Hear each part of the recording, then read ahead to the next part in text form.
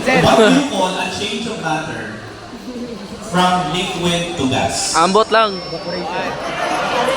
Evaporation.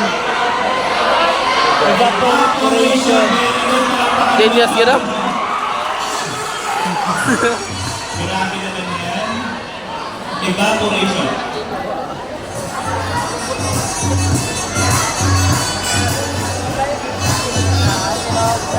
Okay, we have here a glass of grape juice. Time na ako, be. Wow. Students, what causes evaporation? Init. Heat. Ano pa? Bugnaw. Ay. Sun. Ano pa? Moon. Pressure can actually cause evaporation. Question. Naniniwala ba kayo na in 3 counts magiging hangin ito? Le. Hindi. Fake news. Nagmakontrabida talaga sa buhay. Okay, tignan niyo mabuti. In 3 counts, this will turn to gas. Pero tignan niyo kung saan na pupunta. Pag tama sagot niyo, may prize. Ready na? Okay. Let's count to 3. Sa sahog.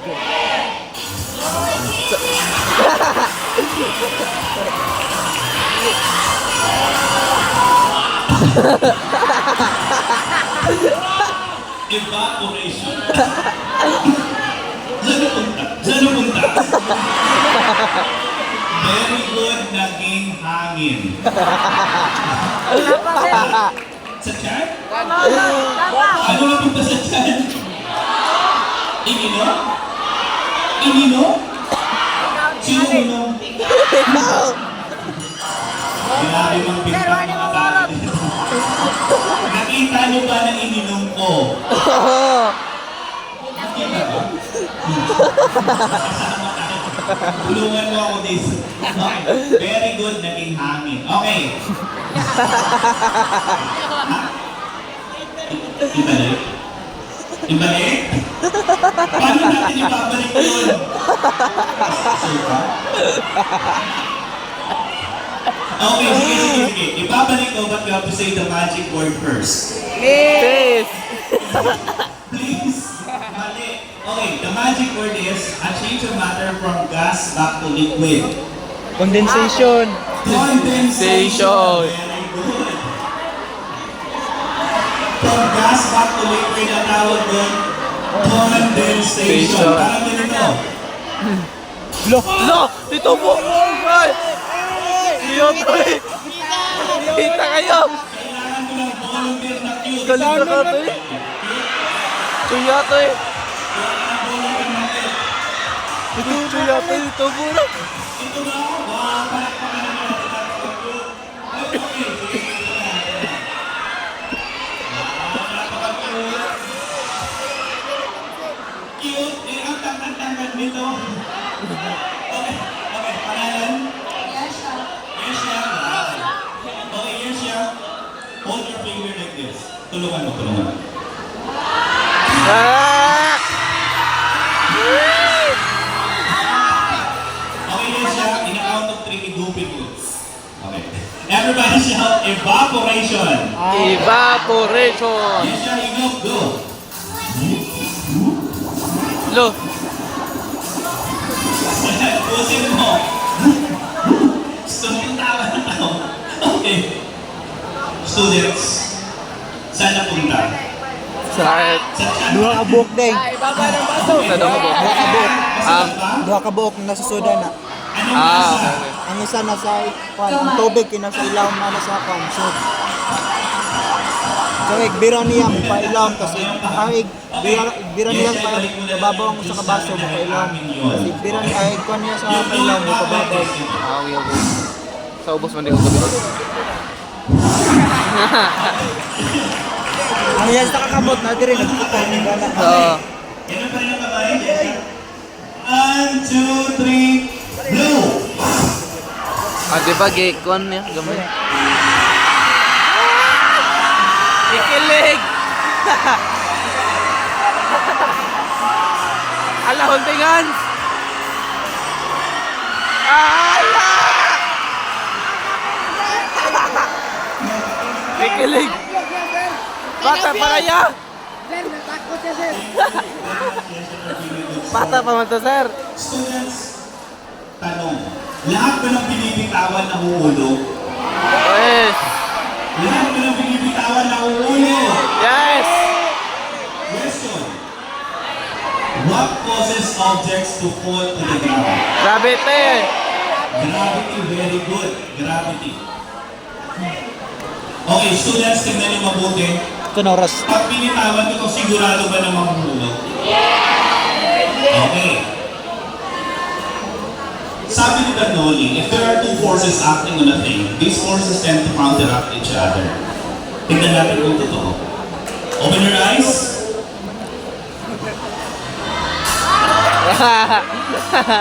Ang galing. Magic. Again.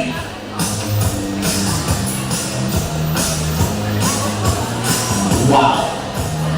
Okay, students, bakit hindi siya nahuhulog? Magic. Kasi may hangin. Ang tanong, bakit hindi siya nahuhulog on the sides? Why does it stay there? Alam naman natin na tinutulak siya ng hangin. Dahil Aerodynamics. vacuum? Other answers? Aerodynamics, sir. Air pressure is correct. But more importantly, a single stream of air creates low pressure.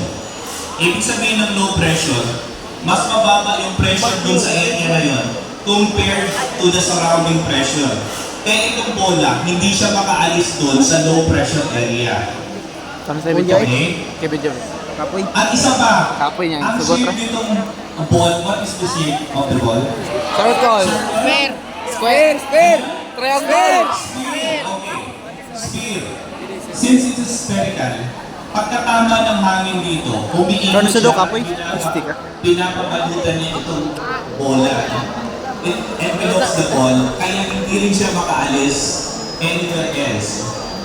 Puno na ni storage. Sino gusto mag-try nito? Come on. Sabay. Palakpakan natin. Okay, please remove your glasses. Palitan natin para safe. Yan. Mukhang scientist talaga. Yan.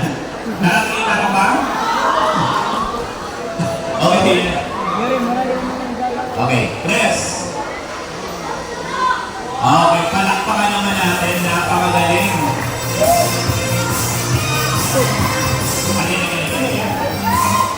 Okay, subukan mo maglakad-lakad. Walk slowly. Yan. Okay. Students, question. Magic ba ito? Yes. Hindi. Science. And so, as lahat ng nakita ko kanina, walang magic doon. Classes, kahit Timo. isa. Students, the difference between science and magic is understanding. If you understand the things that you see, science talaga yun. And while science and magic both engage human curiosity in the pursuit of understanding, they do so in fundamentally different ways. Science seeks to unravel the secrets of the natural world through evidence-based methods. Yung magic naman, it seeks to entertain and enchant by creating the illusion of the impossible. Of course, each has its own unique place in human culture, contributing to our understanding of reality and our appreciation of mystery and wonder. Gusto niyo pa? Okay. Ano pang hawak ko? Laser. Okay. What do you mean when you say laser? Abot lang, sir. Anyone? Everybody repeat after me. Laser stands for Stands for. light amplification by stimulated emission of radiation. Ha? Abot lang po eh. Okay, yan ang ibig sabihin ng laser. It's an acronym.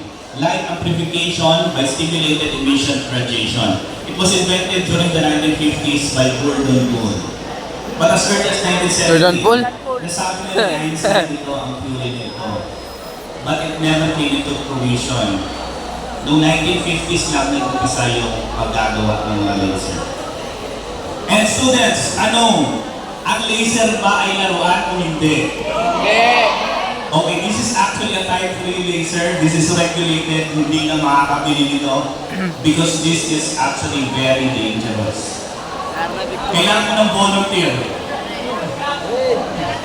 Okay, Gab. Taas mo kamay mo. Wala ka. Masyadong matakotin to. Okay, students, akala nyo nagbibiro kami, this is actually a burning laser. Pwede siyang magsunog ng mga bagay-bagay. I don't need to show it to you further dahil delikado. Sampulan na lang natin itong balon. Okay, let's count to 3. 1, 2, 3. Okay, baka akala nyo nagbibiro kami, this is actually a real high-powered laser.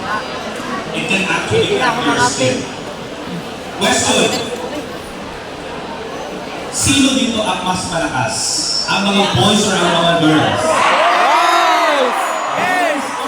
Boys! Kailangan ko na tatlong boys na malaki ang katawan. Patay! Ikaw lang pa eh! Ikaw lang pa eh! Stick up! Patay ah! Patay!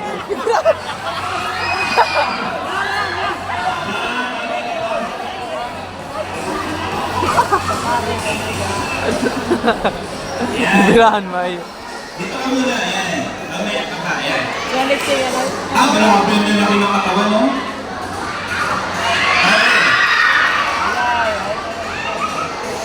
Okay. Ang challenge natin ay susubukan nilang buhatin itong box. Pero lalagyan muna natin ng pampabigat. Sige na. Lagyan natin ng pampabigat. Yan. Mabigat ba yun? Mabigat. Okay. Sige. Unang susubok ang mga boys. Pangalan? Alex. Okay, Alex. Kayo ka ba? Hawak sa gilid. And then buhatin mo yung box. 1, 2, 3, buhat! Ay, but... Ano kaya?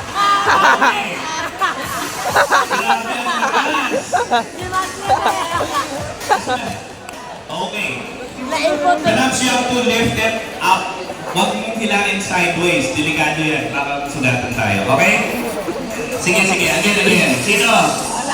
Alex, try mo ulit. Pataas yan. Pataas. Don't pull it towards you. Pataas. 1, 2, 3. Hila. Okay. Next. Ito, malaki katawan. Palakpakan naman natin. 1, 2, 3, go! Okay, ayaw din. Next. Sige. Ito, malaki katawan. Palakpakan naman natin. 1, 2, 3, buhat! Kontray. Okay, ito. Isi-pisi patay. 1, 2, 3, buhat! Loko ng mga... Ikuha na magnet. Hindi mo pinagtawanan nga lang.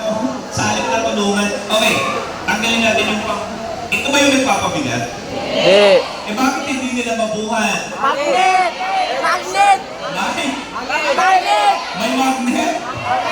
Mga cheater. Dumidikit? Saan dumidikit? Yan? Okay, kailangan ko ng isang volunteer na babae. Ito, palakpakan naman natin. Yes! Pero sandali lang. Bibigyan ka muna namin ng power para lumakas ka. Yan. Lagyan mo naman. Ah! Kaswit! Okay.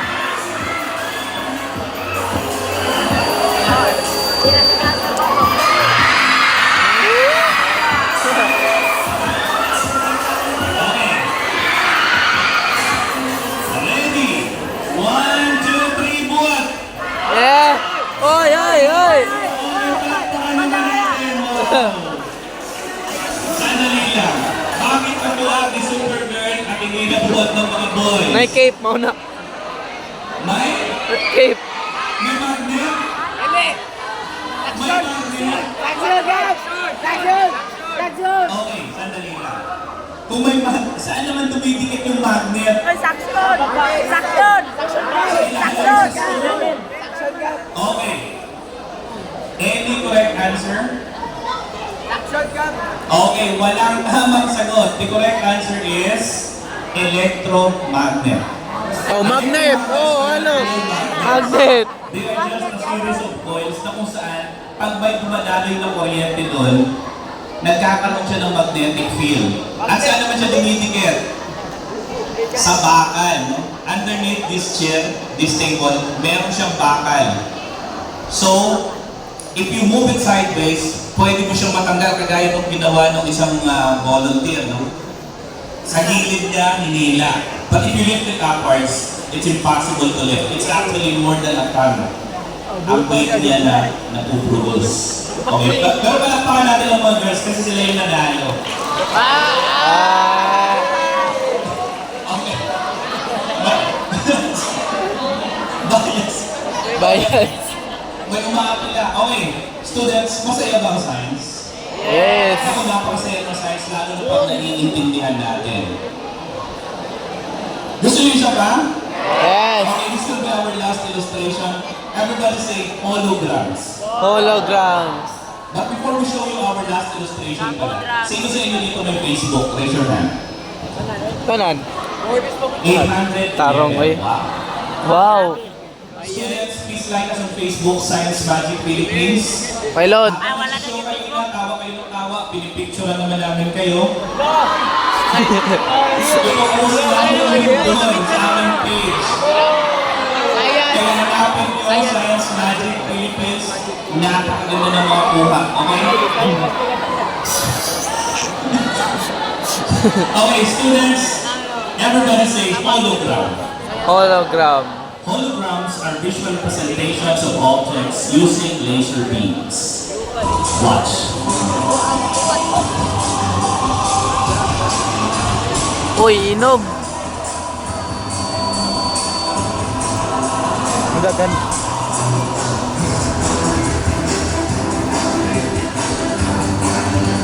Go.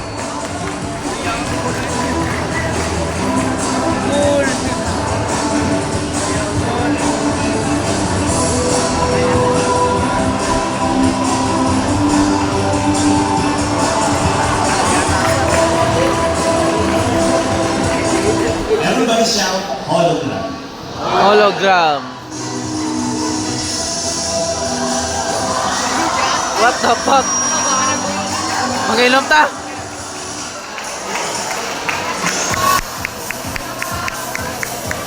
Okay, students, thank you very much. This is such an amazing crowd. Napakagaling, napakasaya na siya na ito.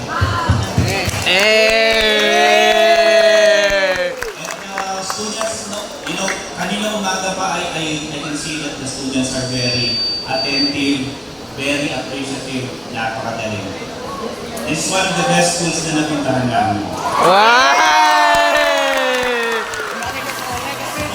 Congratulations to our science department for facilitating this activity, to our principal, maraming salamat for allowing us here. And before we go, magpapapicture tayo lahat. Everybody please stand up.